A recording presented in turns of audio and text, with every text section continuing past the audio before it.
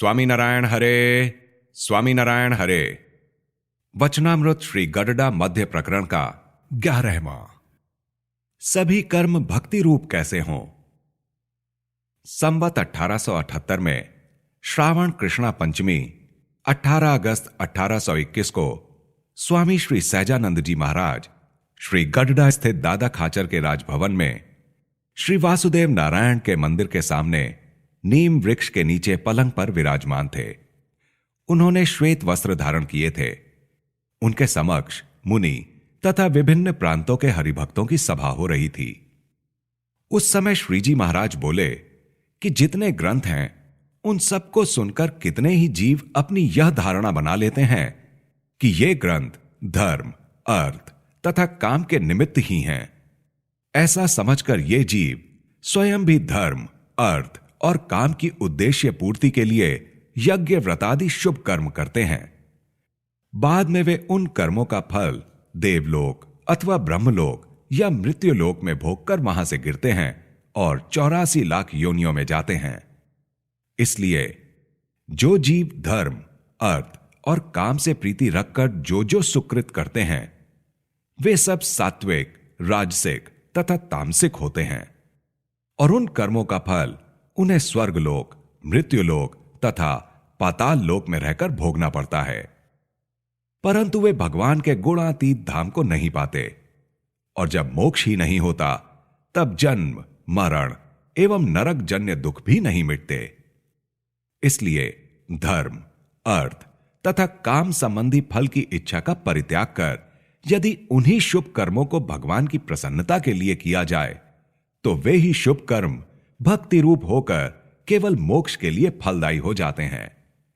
इस विषय में यह श्लोक है।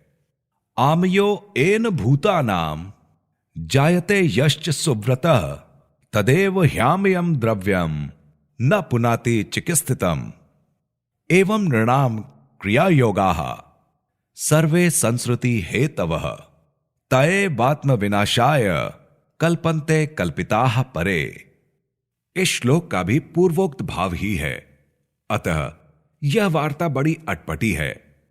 वह यदि पूर्ण रूप से समझ में ना आई तो भगवान के भक्त का व्यवहार भी अज्ञानी जीवों के समान ही देखकर उस पर भी उसे दुर्भाव हो जाता है। फिर ऐसे अवगुण ग्रहण करने वाला नारकी होता है। और भगवान के भक्त एवं विमुख जीवों की क्रिया में बड़ा अंतर रहता है, क्योंकि विमुख जीव जो जो क्रिया करता है वह अपनी इंद्रियों के पोषण के लिए करता है, जबकि भगवान का भक्त मात्र भगवान तथा भगवत भक्त की सेवा के लिए समस्त क्रियाएं करता है। अतः हरिभक्त की जो क्रियाएं होती हैं वे भक्ति रूप होती हैं तथा जो भक्ति है वह तो नष्कर्म्य ज्ञान का रूप है। इस कारण हरिभक्त की समस्त क्रियाएं नष्कर्म्य रूप अर्थात अबंधक हैं। इस संदर्भ में भगवत गीता का यह श्लोक है। कर्मण्य कर्म या पश्चेद अकर्मणि च कर्म यः स बुद्धिमान मनुष्येषु स युक्तः कृष्ण कर्मकृत।